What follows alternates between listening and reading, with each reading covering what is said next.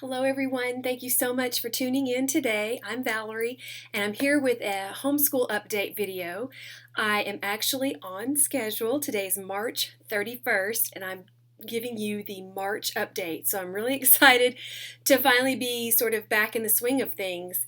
And it's interesting that I'm getting back in the swing of things right as the world is turning upside down due to the COVID-19 coronavirus that's closing everything down.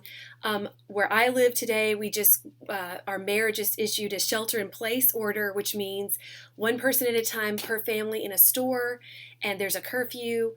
And he has allowed some other businesses to reopen, furniture stores and places like that, but they're limited on how many people they can allow into the store at one time. Sneeze guards are being in place at the cashiers at different stores, so lots of changes going on. But as a homeschooling family, our life is rocking on as normal, so that's a blessing. I can't believe that schools are closed until the fall. I mean, this is totally incredible to me. What a time in history. We're actually going to be talking about this and reading about this in history books in years to come. So our public schools are closed for the year where I live. That's the way it is across the country, I think, pretty much. They're trying to do some online distance learning classes. I don't know how that's going since obviously we homeschool already, but my kids were actually, it's easy to get kind of disgruntled and dissatisfied with your life, no matter what it is. If it's your job, even if you love your job, there are days when you don't enjoy it as much. And it's true of homeschool kids too. They get in a rut, and they get bored, and they get tired. And because everyone is shut down and all the other public school kids are nervous about completing their studies and falling behind, my kids actually looked at me and said, "We're really glad that we homeschool. We don't have to worry about falling behind." So it's amazing how in these dark times there are some bright spots. So I don't have a lot of specific details about our schooling to give you. I just wanted to basically share what we've been reading this past month. We started out the month, I got a really serious case of the flu, and it went into bronchitis and almost went into pneumonia, but the doctor caught it in time and gave me some wonderful medication. I took the medication at supper time, and I woke up in the middle of the night, and I actually thought, I feel better. So it was already, in just a few hours' time, was already helping me. And then it took a while to get over the cough and everything, and I was really dragging for about 3 solid weeks. But I'm finally feeling myself again, and it's a great blessing. So we hadn't planned to take a spring break. If we do take one, it's usually in March. But because we took some extra time in December for our family vacation and then Christmas and family visiting, we decided to forego the spring break. Well, we had enough weeks still to take one left in our schedule to finish on time, but we thought we'll just finish that much sooner with our school year. Well, the flu hit, and I got it the worst, but everyone in my family, except my oldest son, who got it in January, so he was safe, but everyone in the family came down with it, and it was really difficult. So we took a week off after all, but we didn't enjoy it. We did nothing fun during that week. We slept, we survived. That's what we did. So we had to kind of get back on track with our schooling, and the girls and Matthew have been able to do that. Mitchell never missed a beat. He was able to keep going through that time, and he's excited. Being a senior, he's ready to be done. He's finishing up French 2, economics. He's ahead in math. He'll be finishing math probably in about 3 weeks. So just really, time is flying. I'm amazed at how quickly everything is going. I'll start with some books that I've read. This is one I got used, The Best of Times. I thought it would be a fun book for multiplication. My youngest son, still does not enjoy the multiplication tables and sometimes struggles with them. Obviously, practice makes permanent, and they're sticking with him now. But I thought this would be a good book to make it fun for him. But it's really just a poem about times tables, and I bought it used through Thrift Books, I believe, and it's got some cute drawings and kind of some ways to help you think about multiplication, but it's for young kids. So if you have first grader, second grader, this might be a fun book to read. I don't rank it too high in my list. In fact, make me an offer. I mentioned in a previous video that I bought Big Red at a used bookstore, Half Price Books. My husband loved it as a young boy, and I thought that Matthew would enjoy it. I don't know if it's really his speed. There's some parts that are kind of slow, but then towards the end it really picks up. I almost gave up on this one and quit reading it. That's how much it dragged. But I forged ahead, and I was glad I did, because it really it built up speed nicely, and it's a great story, a very touching story. I also just read yesterday, I finished it in like 2 days, a book that Leslie, my ninth grader, recommended. She read this the end of 2019 for the library book club. They have a book club that meets once a month. Well, they're not meeting right now because of the virus, but they were meeting. And this was one of the selections, and this was her favorite out of all the books she's read with the book club, and she's read a bunch of them. This was her favorite. It's about when the wall went up between East and West Berlin. It's about a family that got separated, and it is thrilling. This young girl, the heroine of the story, digs a tunnel and tries to get to the other side, but does she make it? That's what you have to get the book and read to find out. It's really good, a really great page turner. Adults, young people, teenagers, I think everyone would like it. For Matthew's literature, we didn't get a lot of books. He didn't get a lot of books read this past month because of our sickness and just trying to keep going. We basically, when we started back to school, we were doing only like the absolute necessities. So English, math, science. We were doing our read aloud time whenever I had the voice to do it. I was without my voice for a while. And so he didn't get as much reading done as I would have liked, but hopefully we can make up for it in April, May, and then across the summer. It helps that most of our activities, all of our activities, have been canceled, including our co-op that meets. I'm no longer going to be teaching that for this semester. I was doing a class, as I mentioned in my last update video for February, that I was teaching a class on Meet the Great Composers, Beethoven and Mozart. And so that's over, and so the kids are really disappointed about that. But, you know, everyone's facing disappointment. Nobody's unaffected. Even homeschoolers are not unaffected through all of this. So Matthew he is reading this landmark book, Meet George Washington. And he loves George Washington. That's his favorite president. So he's been enjoying that.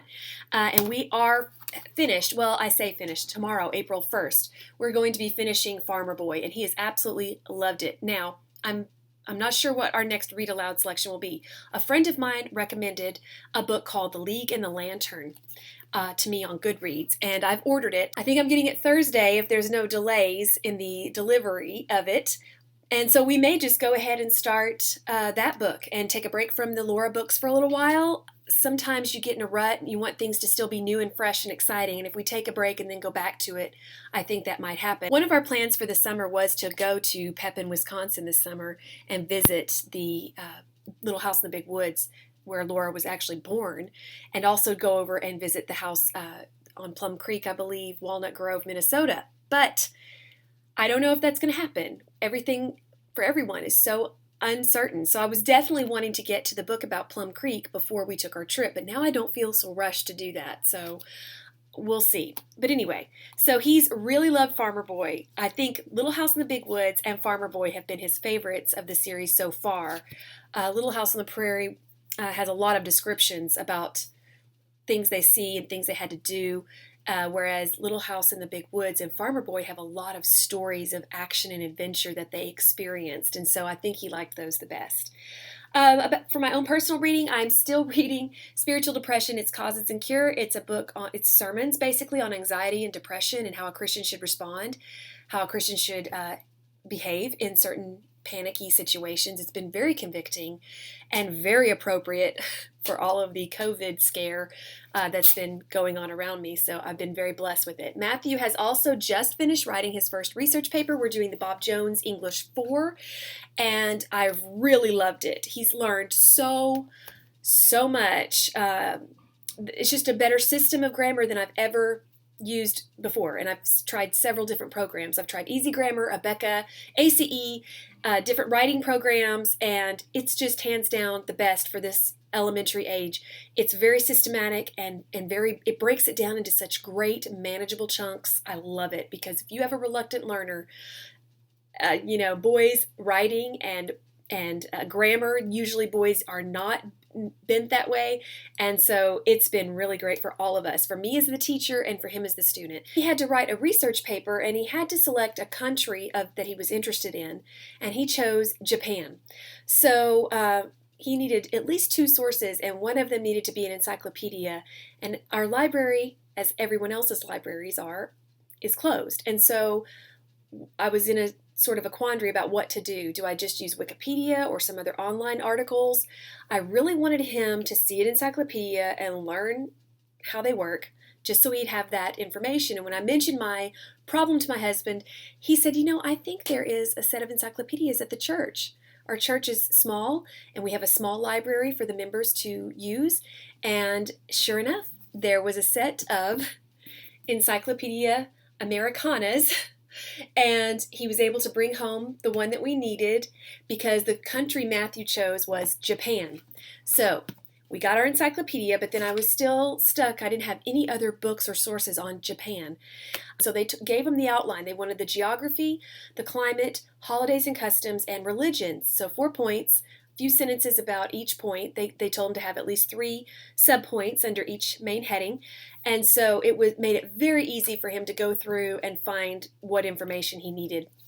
So from Amazon, I located this book about Japan called just Exploring Countries Japan. It was about $6. And it's very, very easy to read, for a young reader, a new writer, beginning writer, I guess you could say. And it has all the information easily and readily available for each of the points in his outline.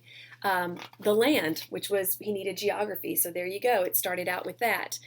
And then I also found this book about Japan on Amazon, all about Japan, stories, songs, crafts, and games. He got a lot of information about the holidays and their customs out of this book.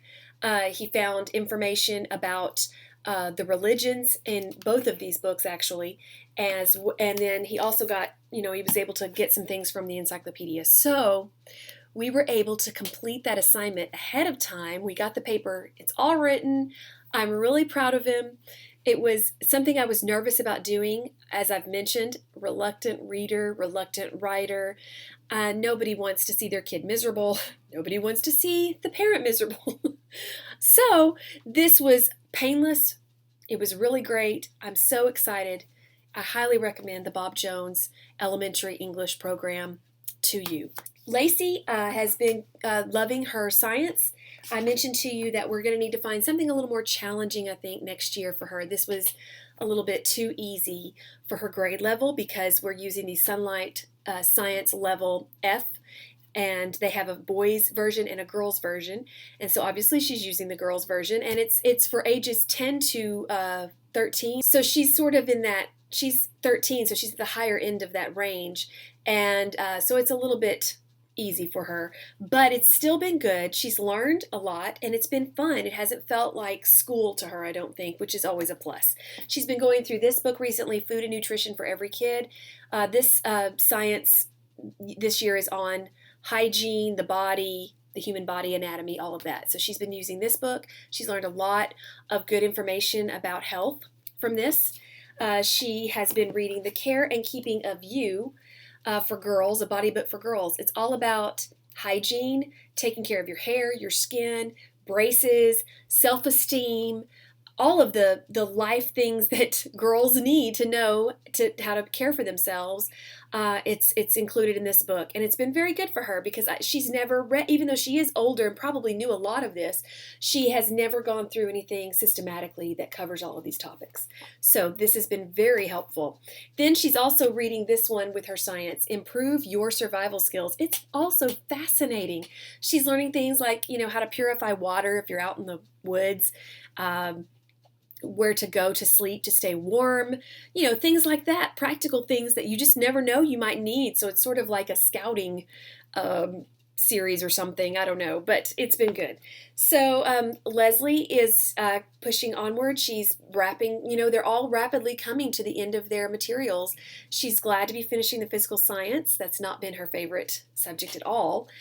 She's doing great with the algebra, but again, I think she's happy to see the downhill slide toward finishing. All of them are excited about seeing the school year end. but they're also, thanks to the coronavirus, if I can say it that way, they're also thankful to be able to be busy and to be active and to have something to do with their days. And homeschooling has given us plenty to do. So I believe that concludes my update for March. It's been quite a month. It felt really long. So I don't know.